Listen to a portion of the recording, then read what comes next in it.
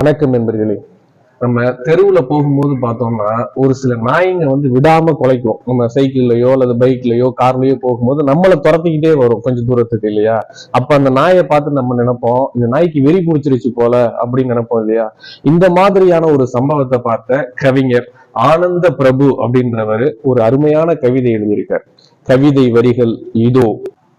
விடாமல் குறைக்கிறது, உமிழ்நீர் ஒழுக கோரைப்பற்கள் தெரிய ஆவேசம் காட்டுகிறது, கடந்து போகும் வாகனங்களை துரத்தி அலைகிறது, வெறி பிடித்து விட்டதென அடித்தே கொன்றோம், நிலை குத்திய கண்களால் கேட்கிறது, முன்னொரு இரவில் வாகனமேறி சிதைந்து போன குட்டிக்கான நியாயத்தை.